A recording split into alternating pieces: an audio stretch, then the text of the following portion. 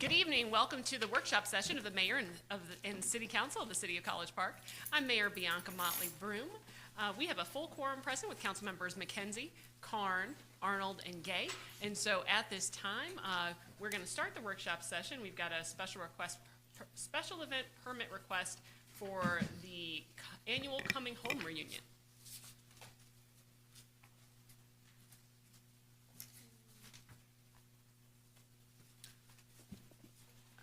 So I guess we shall move to the second one. Discussion on a request for a special event permit from Thomas Kenny Sampson and Hopkins LLC to host a Black business block party at 3355 Main Street on August 31st, 2024, from 8 a.m. to 3 p.m. This item is requested by myself. This affects Ward 1.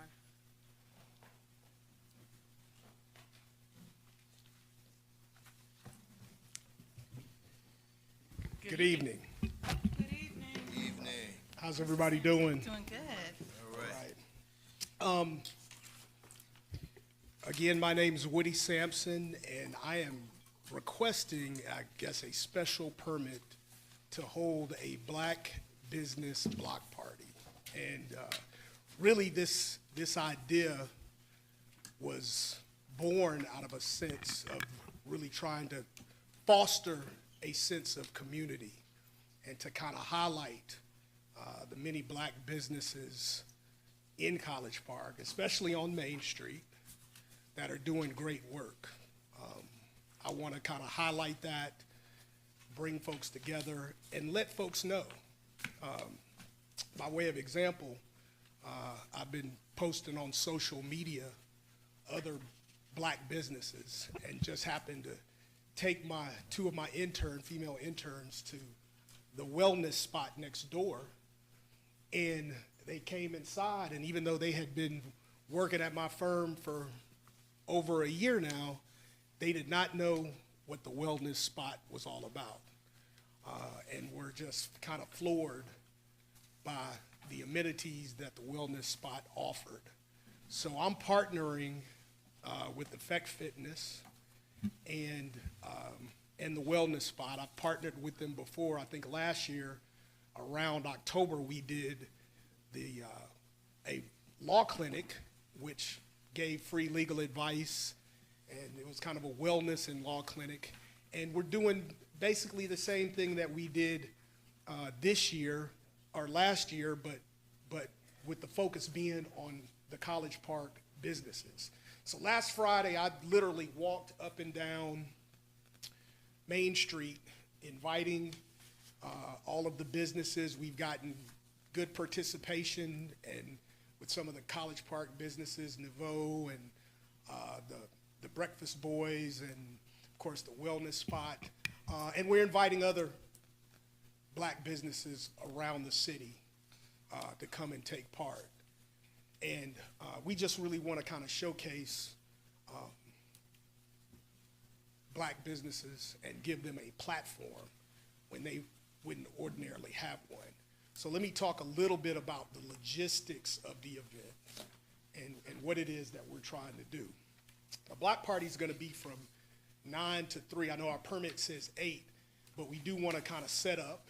There'll be some setup. And we had asked for, I guess, some street closures between, Mercer, and I can't think of the other name. Walker, thank you.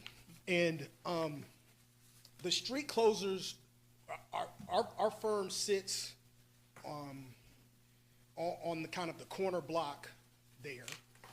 We own the business right next door, which is a hair salon. We rent out to essentially a relative who kind of runs that hair salon. And then if you're facing us to the right, there's what's Romeo Pizza and whatnot.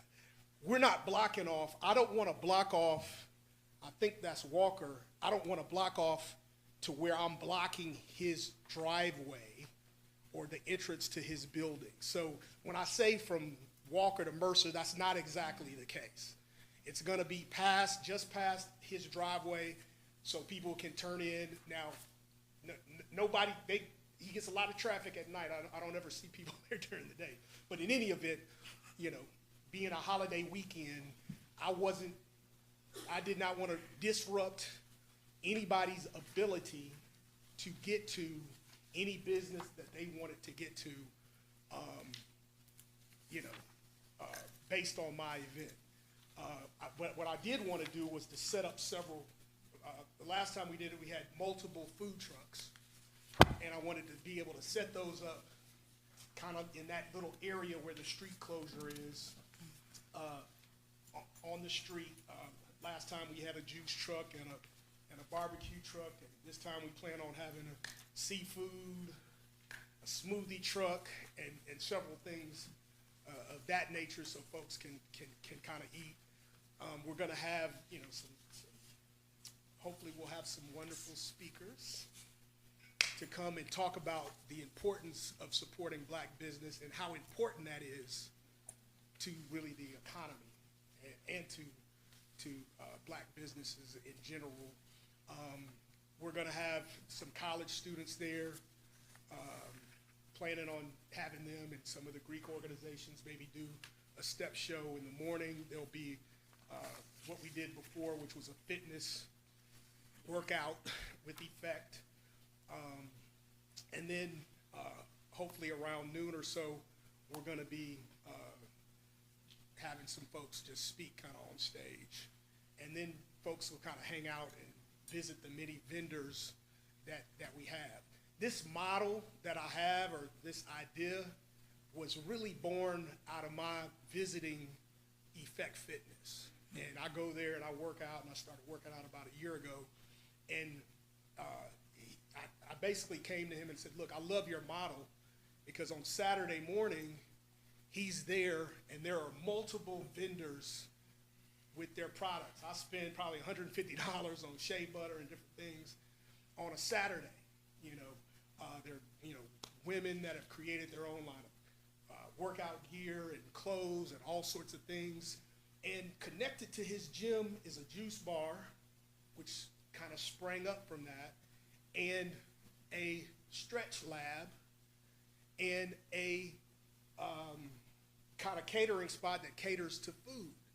And the idea that I had was this is the kind of community that we need to foster, to help and elevate all people, particularly black businesses. And you know, with some of these recent court decisions and things, those businesses are under attack. And me being a lawyer, learning about those things and knowing what the landscape is looking like, you know, with DEI going away and everything, it became, in my mind, very important to do something to elevate the conversation about, number one, what's happening. So that's part of the reason and goal for me to bring awareness to exactly what's happening. So, for instance, today I met with Keith Killian, who's one of the radio jocks from WAOK, and so they're going to be putting together a PSA, if approved, if approved, and I don't want to jump ahead of myself, talking about the need. We're going to have some voter registration out there as well, just the importance. And so I'm hoping that this will become an annual event that will showcase, number one, the businesses on College Park, but the importance of supporting the black business community. So if I'm here to answer any questions you all may have, and here to help out in any way. Thank you so much. Councilmember McKenzie, any questions? Well, first of all, Mr. Sampson, I want to say thank you. Thank you for having the ingenuity to come up with this type of an event. This is National Black Business Month, so it's so fitting that we would celebrate the businesses that we have. I speak with business owners all the time, and we're always looking for opportunities to network and more exposure. So I love what you've put together here. I like your business challenge that you have, just spotlighting several businesses as well. The question that I have, I guess with the clarification, and I think I just want to clarify again, we're only looking at closing Main Street pretty much in front of the businesses that you own, in front of your Correct. property. Correct. I'm not Okay. going to I'm not going to block off anybody or anybody's ability to get to any business Okay. at all. Well, I think it's a Just great in front of idea. just in front of right there in front of my little small parcel. Right.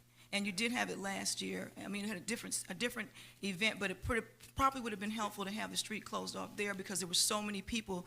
And my concern when we talk about safety, I really do believe that with the amount of persons that are being expected and what you have, that the closure of the street is the best thing for us to do. Well, that was one of the reasons, because when I had last year when I did it and the food trucks were kind of at the edge of the property, I just worried about cars that may impact the food truck, and then with different people in the crowd and people not paying attention, just somebody getting struck. And so that was the reason for the ask, if you will. It was safety related. And I do have a question for Chief Rogers. Will we, with the closure of the street, we have a plan, a detour plan for any business that wants to drive, any cars that want to drive straight up Main Street?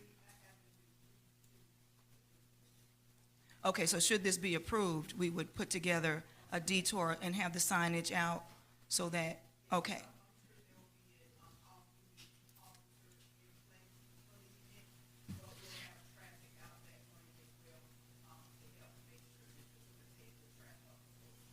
And I know we've done this before in College Park. We close off Main Street for parades. We close off rugby for different events for Halloween.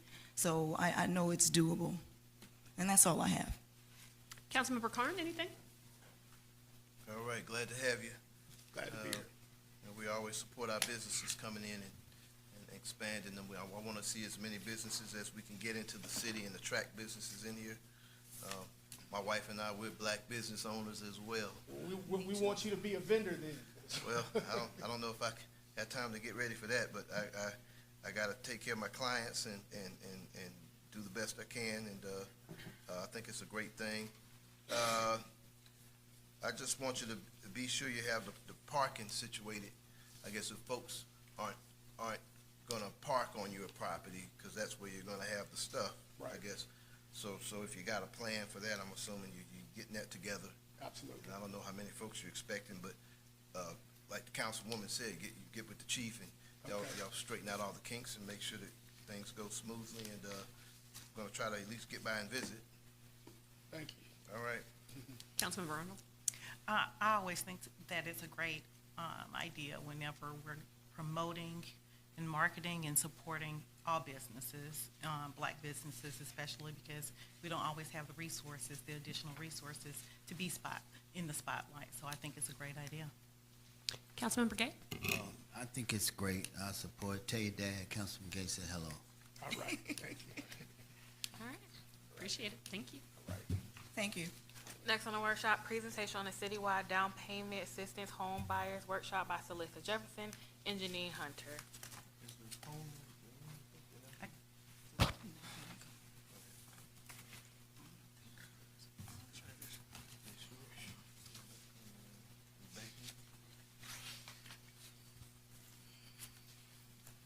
City manager.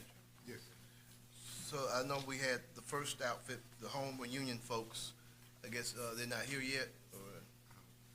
Okay. But it, Yes, sir, what's the question? item number one, where I did. I don't know, I sent out an email. Well, if they do show up, if they show up, maybe we put them on the back end. If they show up. All right.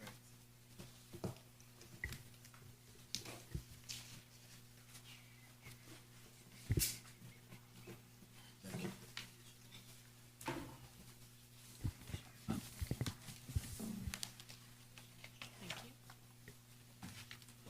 Thank you.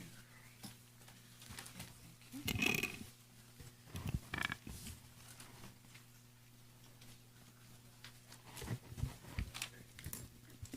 Good evening, Mayor and Council. My name is Janine Hunter. I am the Assistant Vice President for Community Lending with United Community Bank, and I'm very excited that we are talking about a workforce housing program for the city of College Park. Just to give you a background of who I am and what I do. I've had 28 plus years in the industry. I'm a HUD certified housing counselor. I'm a part of the National Association of Real Estate Brokers who believes in democracy in housing. Currently, the African American rate for homeownership is less than 50%. It's actually somewhere between 44 and 45. And our mantra is that we want to increase those numbers because we know that within the African American community, the only way that we can build generational wealth is through homeownership. I'm also a part of the Women's Affordable Housing Network. I'm the treasurer for the Metro South Atlanta Realtors, and I'm also a community lending subject matter expert. So the purpose of this presentation today is to develop a housing solution for the purpose of recruitment and retention of first responders, eventually area teachers, employers, and the broader community. So let's talk about this initiative. This initiative is designed to address workforce housing, and I'm on page about 4 or 5. Workforce housing commonly refers to housing intended to bridge the gap facing those gainfully employed residents that may earn too much money to qualify for affordable housing subsidies, but not enough to afford a home purchase. As such, workforce housing can be targeted to low, medium, moderate, or above income households, including nurses, teachers, police, corporate relocations, and others depending upon community needs. The down payment assistance aspect of the program enhances relocation and retention possibilities for employers and has a direct economic impact on the community. So then let's talk about the programs that we have available. The traditional programs are conventional, FHA, VA, and PATH, which is our 100% financing. Are you guys with me? Okay. We have down payment assistance programs, and I'm going to start at the federal level. That is the U Advantage program. We have the state level program, which is Georgia Dream, which is what a lot of people are familiar with. We have Fulton County DPA through their homeownership program. To be determined is the city of College Park, and then an employer can provide down payment assistance as well. So then let's talk about U Advantage because that is the federal program. It is a first come, first served program. So what does that mean? That means that funds can run out with this program. But there are two different programs under this umbrella. The first one is those that serve 80% area median income or less, and this is typically going to be for households that make around about $60,200 or less. Minimum credit score requirements are based upon the conventional FHA and VA guidelines. We give $12,500 to first-time home buyers who are regular, and then we give $15,000 for PEN. And what PEN stands for is your medical professionals, your educational professionals, your first responders. This is a second lien that has a recorded 5-year recapture to it. But for those households that are 80.01 or above, to 120, we have what is called workforce housing. Again, the minimum credit score requirements are based upon the program, and for conventional, that is 620. For FHA, VA, it is based upon that particular lender's guidelines. We provide $15,000 in assistance, and there is a grant. There is no lien that is recorded. Georgia Dream, which is the next program, the max purchase price on that is $400,000. Under the traditional program, again, we see that the income for 1 to 2 persons is at $120,439. 3+ persons is for $138,505. Credit score is 640. They must meet the debt ratios based upon their credit scores, which is a little bit different than the previous program just discussed. But the great thing about this program is that the rate right now is 5.875. We know that for a lot of first-time home buyers, they are very concerned about interest rates. So it's nice that we have a down payment assistance program that gives them a break in the rate. This is available for FHA, but conventional requires a 20% down payment. So typically, we use this program specifically for FHA. Peach Select came out for our VA borrowers. We know that VA, even though there is not a down payment that is required, we can still utilize this money in order to buy out the funding fee, pay closing costs when the seller refuses to do so, or able to have the vet afford more home. Again, they have the same income requirements, as does the Georgia Dream regular program. But the thing that is key about this program is that we're offering a rate of 4.875. So again, it allows more affordability for the vet. Fulton County Homeownership Program, maximum sales price is $333,000. Again, they must be in a second lien position. It's based upon the household income at 80%. So if you go over to the right, based upon the household size, that is the maximum income that the borrower can make. For $14,999, there's a 6-year recapture period. For $15,000, there is 11,000 recapture period. What's different about this program is that we have to use approved attorneys and lenders, and an inspection is required. So then let's look at the potential for a City of College Park Assistance Program.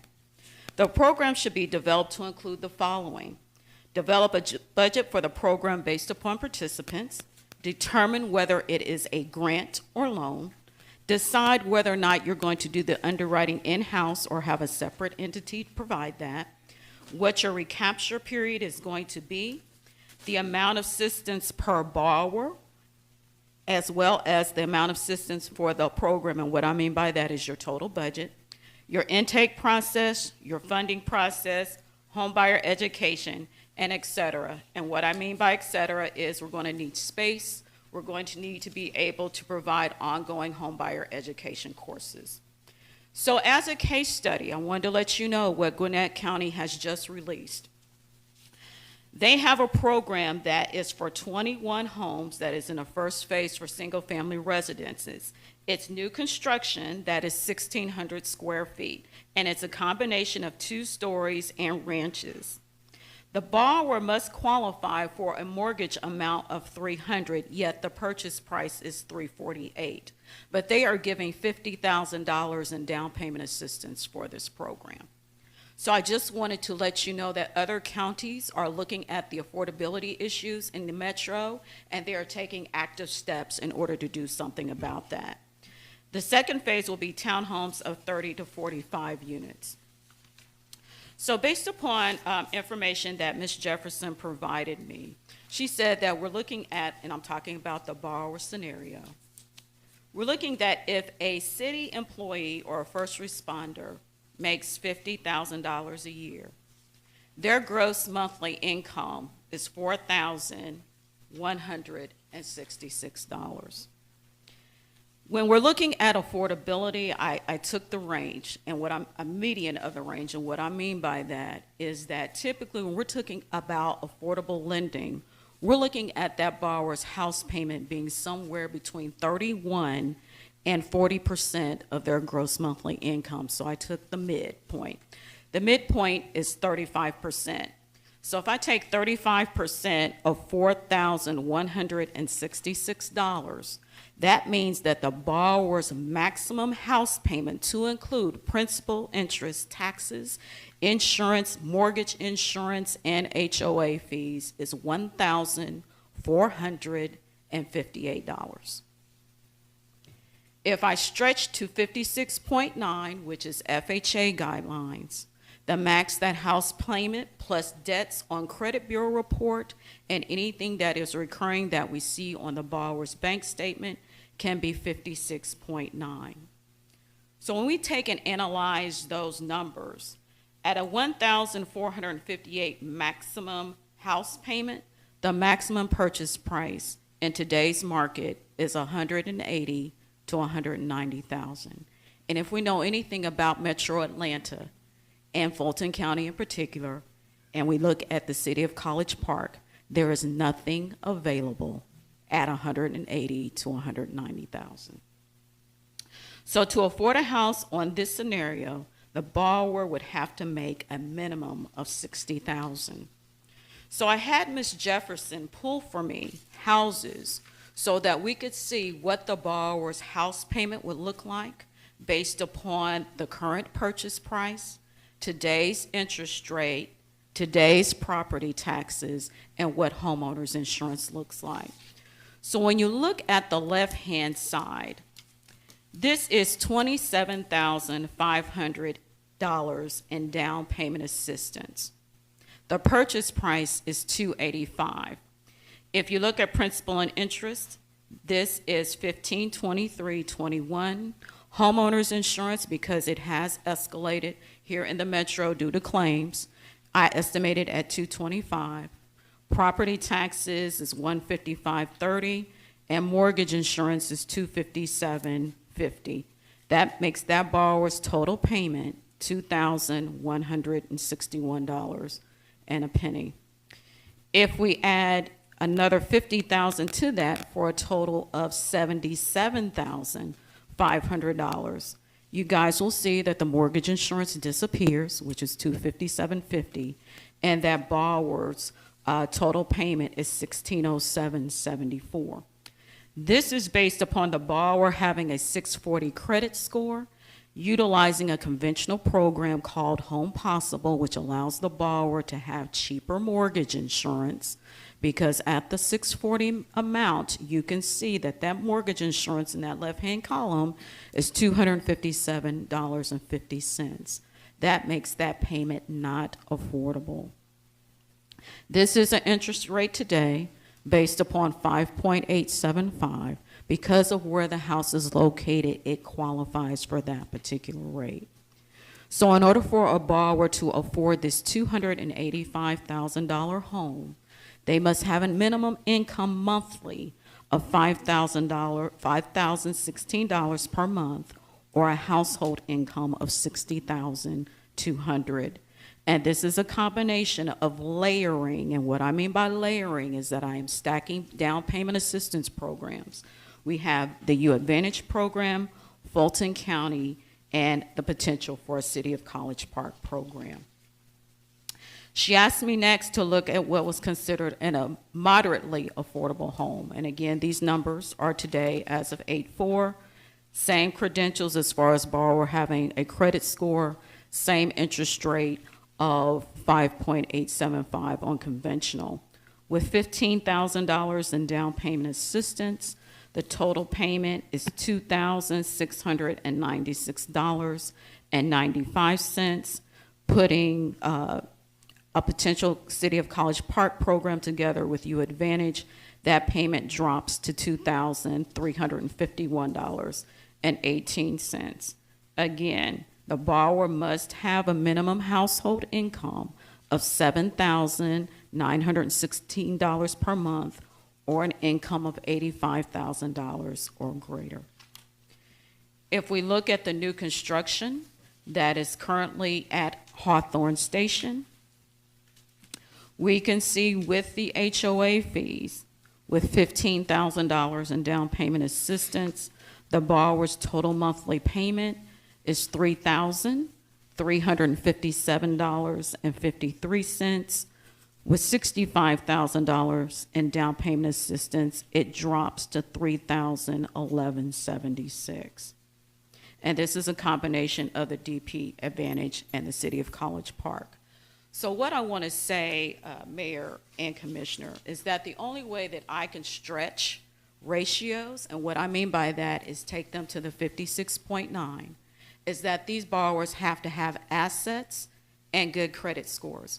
And when I look at the typical borrower that I see that comes across my desk, they have no assets, they're not making enough money to save because of inflation, and they do not have good credit. So that's why this program is imperative if we want to recruit and retain our workers. We first have to deal with the financial literacy, meaning that we have to talk about the establishment of checking and savings accounts.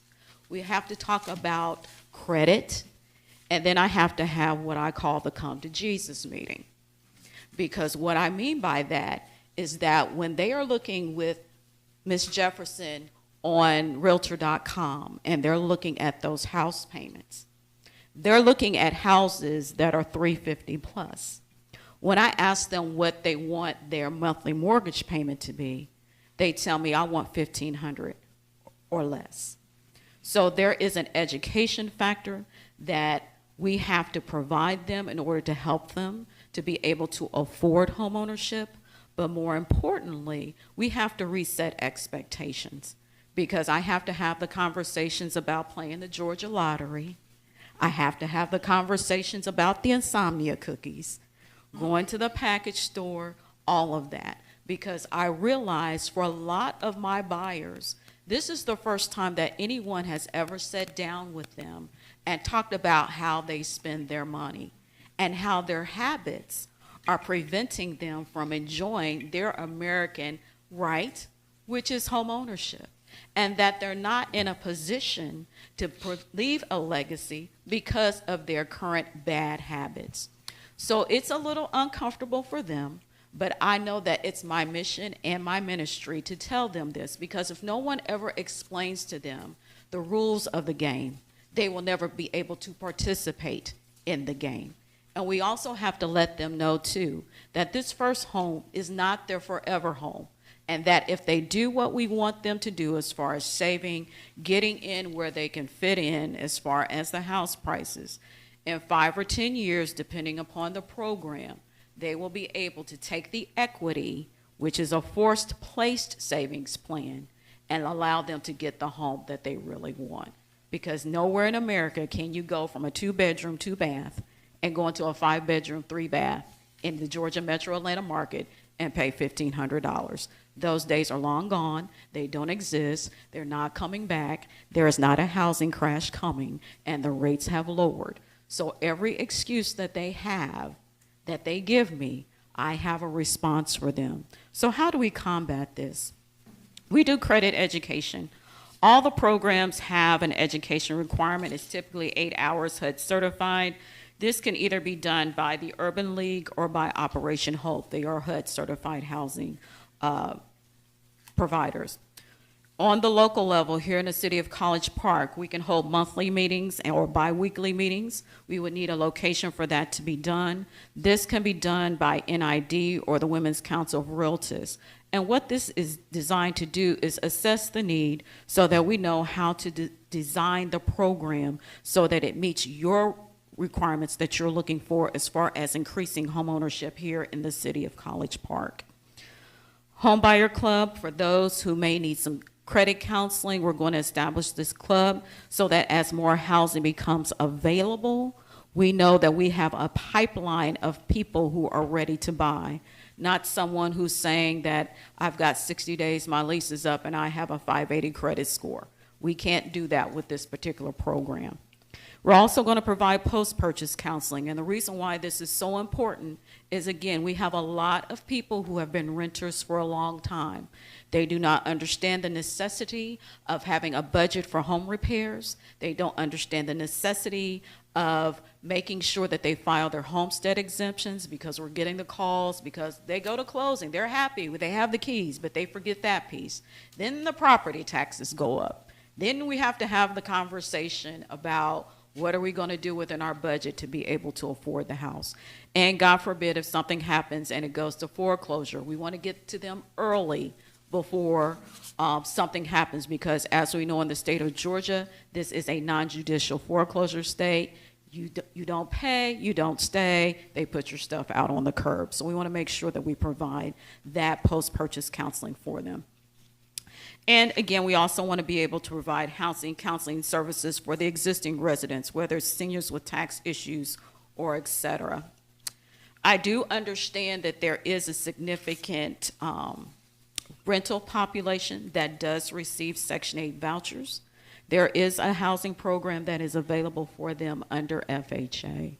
We just have to get them into the point to where they are ready for home ownership. Sometimes, but not always, this community is unbanked, which means we have to get checking and savings accounts established. They have no credit. Yes, we can use alternative credit, but if it's not coming through a bank account, we have no way to source it. So I understand that there is a transition from home ownership, public housing, into owning a mortgage, but we can utilize their Section 8 voucher as income in order to help them to acquire home ownership. So what is United Community Bank prepared to do? We are prepared to provide consultation on the build-out of this program. We are ready to accept those customers who need checking and savings accounts. We've got secure credit cards to build credit for those who currently do not have credit. And the bank may be able to provide additional resources through the commercial bank side. But more importantly, we need to develop what I call a community development corporation for the city of College Park. What this would do is, number one, have a land bank. And the reason why I say a land bank, I understand that Fulton County has one, but people like to do business with people that they're familiar with. So if we had someone who was local, this will create what I call that affordable housing. And what I mean by that is that there are citizens that are currently here who want to move. They want to move into newer housing. Once they make that move, that then opens up housing at a lower price point for those other borrowers who may qualify. Those homes may need a little bit of fixing up, and what I mean by that is roofs, windows, paint, carpet. These are things that typically first-time home buyers do not want to do. They're afraid of the process. So if a community development corporation can go in and do those base level items that affect safety and habitability and put that house back on the market at a fair market value, that would help transition the housing. We also need a project manager for development and renovation. Again, everybody's looking for programs, and there are programs that are out there, but a lot of them are income-based, and a lot of them have long waiting periods. If we are able to apply for other grants, for other foundations to subsidize what the city of College Park is wanting to consider, that will allow this process to move along much quicker. And we need a gatekeeper for the community and new residents. Ms. Jefferson and I discussed that we need someone from College Park to make sure that people that are moving in this area are people who are committed to College Park, not investors who are just want to come in here and fix and flip.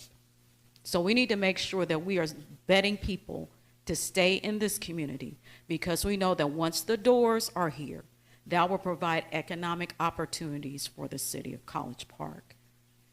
Does anybody have any questions for me? We'll start with Councilmember McKenzie. Thank you. Thank you for your presentation. And the question, I guess, is more so, I like what your program, what you're suggesting here, proposing. What is the commitment that you are asking specifically from the city of College Park? The commitment that I am asking for the city of College Park is threefold. One, to decide how many residents or how many people that you want to help. That way we can design the program to meet that need. I'm asking for space, because we have to have space in order to have the homebuyer education workshops, as well as provide pre- and post-purchase counseling. And then I'm also asking the city of College Park to provide marketing to let their residents know that this program is available, because if we do this right, we will be the blueprint for the rest of the United States. Okay, thank you very much. Councilmember Carn? All right, thank you for coming out. I think that this is something that is long overdue, that we start the conversation about it, number one. But it's a lot to bite off Yes, sir. and put together. It's something we need to really, kind of go through and mill over and look at and see what works for us and what kind of model, and a lot of questions, I guess, more or less. Right now, I guess we're in a transitional period, so to speak, where we gotta, get our house in order and whatnot, and we've been making good progress on that. And we got 101 programs we're working on, continuing. We got another dozen we're rolling out, and so taking on another one, city manager, I say to myself, he doesn't have that much left up there, and we don't want to take it all. But I like the idea. There are a lot of folks in need in our community, and I think we need to figure out some kind of a way to make things a little easier. Getting into the housing market and the real estate industry and whatnot, again, I guess one of my questions I just ask you is, which cities have taken on this program with your bank in the area, or locally or regionally? My primary, well, I should say the bank's primary focus is Metro Atlanta. So in designing this particular program, this will be the first program for you specifically. But we do participate in all the other down payment assistance programs around the Metro. Okay, so right now, it's not a partnership with a particular city. No. It's kind of where you select folks that qualify. Yes, sir, that is Okay, correct. got it. Well, you know, just looking at it, it's something we need to talk about and mull around, and right now, we got some departments we gotta fill and some holes we gotta fill in and plug in, and, but I think it's something worth looking at and talking about. You know, whether or not we can take on something like this right now, I don't know. But, again, it's long overdue that we start the conversation on figuring out something along these lines that we can do, if we can do it. So, yeah, it sounds all good to me. Councilmember Arnold? So I have a couple of follow-up questions in reference to the case study that you provided. It's Gwinnett County, Mm-hmm. and I believe you said that they did 50,000. That is correct. How many individuals did they help with their program? The first phase is 21, and then the next phase will be 33.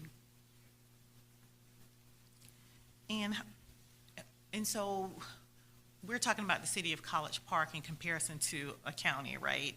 So does Fulton County offer anything similar to this that Gwinnett County is doing? No, not at this time. The maximum that Fulton County offers is 15,000. Okay. All right, those were my questions. Thank you so much. Councilmember Gay? Hey, good evening, Ms. Hunter, and thank you for the presentation. I have a couple comments. The first comment would be that I think it wouldn't be too much of an inconvenience if you reach out to our HR department to find out, get a little bit more how that benefit could work with our employees. And I would start with our employees. I do know that somewhere there was some down payment assistance that we offered. I don't know where any of that is at right at the moment, but it was under economic development, but I think HR, Krista Gilbert could research it for us. The second thing is, another route that you could maybe explore for us in other municipalities is, banks that get funding from other sources like grants, sponsorships or donations, private. They don't have to follow, from what I'm told, these same underwriting criteria that you have outlined that's required. For example, if Bank A received $200,000 from Corporation A, and it's not public money, then they have the infrastructure in place to set up lending programs that don't have to follow these traditional underwriting guidelines. So I can get you some more information on that at a later date. And as far as getting the word out, I don't know, at least from Ward 4, we could share your online literature or information to our constituents. It wouldn't be any extra burden for me to do that. Or invite you to our town hall meetings. The others, you could send them an invitation to come to theirs. But we could certainly start there. I think you've came to some of our events last year, so certainly continue to come to those events. As a vendor, I think we have a National Night Out tomorrow. I have the festival in October that you've come out. And there's some other events that we have. I think a man just left saying he was trying to do something on Main Street. So just follow those agendas and to kind of help get the word out. So thank you for coming and sharing this information. In closing, I would like to talk about that 10,000 because Councilman Gay, you and I and Ms. Jefferson did have a conversation about that. I believe $100,000 was set aside for that program. Is that correct? Okay. That in the past, and so from what I understand, it was underutilized. So there is the opportunity to recapture those funds if they're still available and use them for something. We had that conversation amongst ourselves and find out what budget that was in and what happened to those funds and how if they were reapplied. Okay. All right. I'll follow up.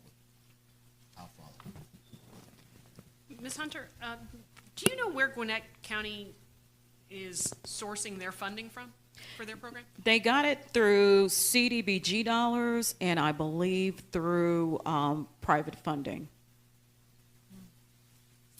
So that's not coming out of their general fund? Mm-mm.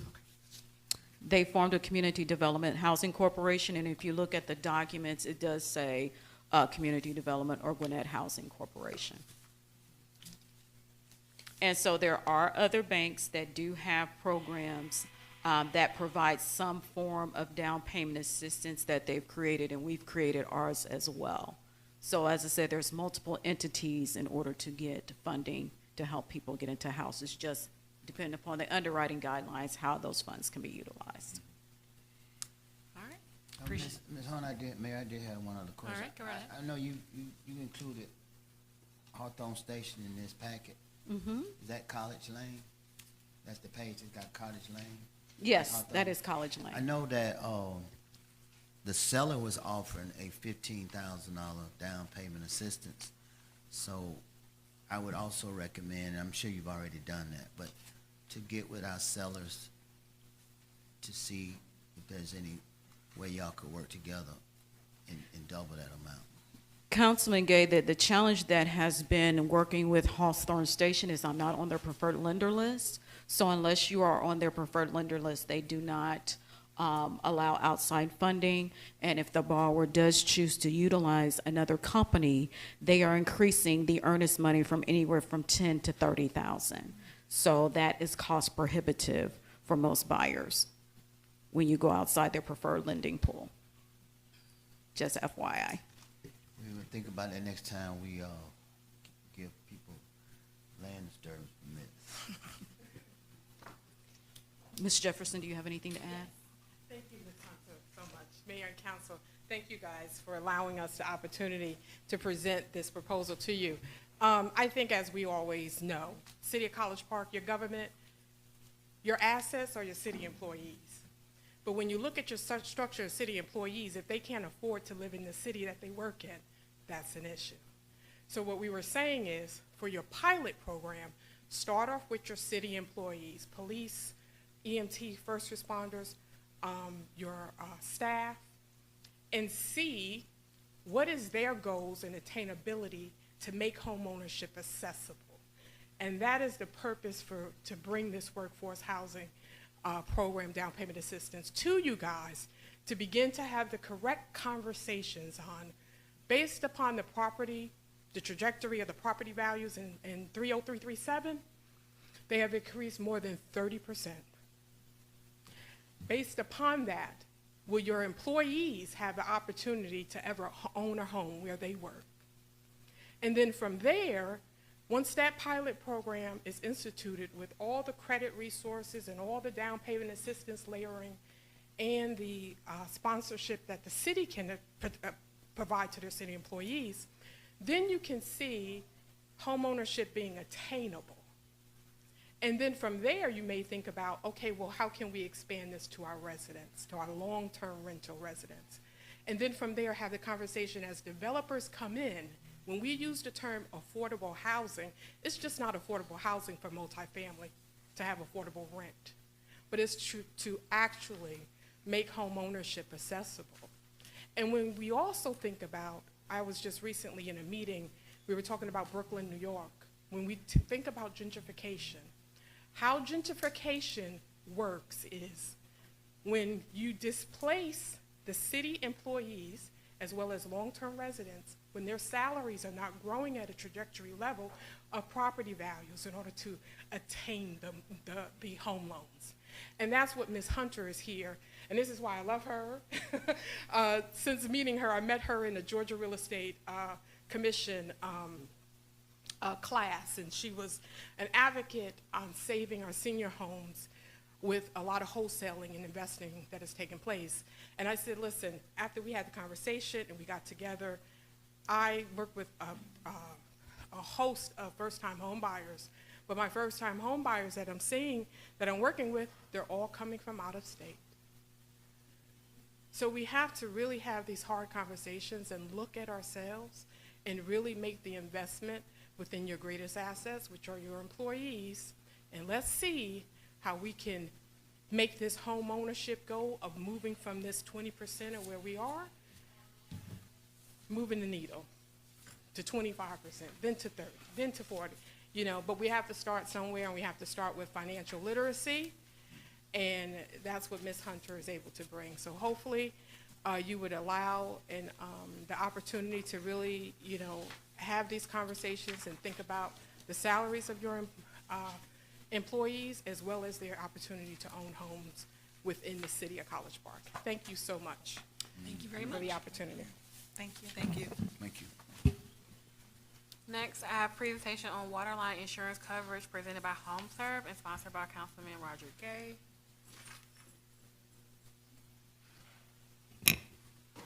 Mayor and Council, the people who we all met in the GMA were the people I had invited, but when we canceled our July, I didn't follow up with them to reschedule.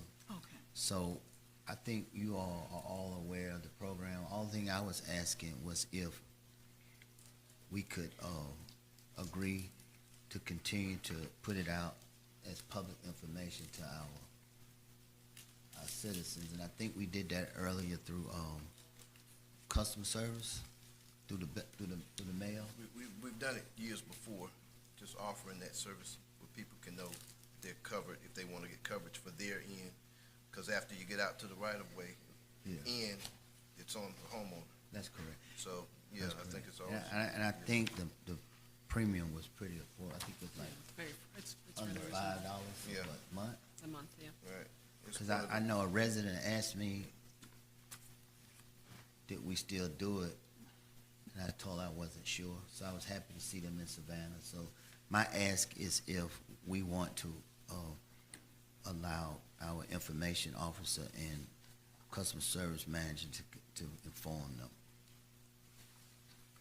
I mean, I'm fine with it. Yeah. I'd like to get GMA in just to give a rundown, just to have, but It's not a GMA program. Well, this is one that they have approved over the years, I believe, if this is the same one. It's the same one, Okay. Councilman Carter, Yeah, but that's what I thought. it is a, those people were, you know, Right. they're on, but I think you're right, it came through GMA's. Right. All right, well, So I'll follow up with the city manager with those documents. well, if we can get them back, get them in here so we can, you know, so everybody can hear about it too, I think that'd be a good plus. But, yeah, I'm for it. But, Okay. That's all I had. All right, well, we will pick up at 7:30 with the regular What meeting. about- Is that the people are still not here for number one? For Number one? the College Park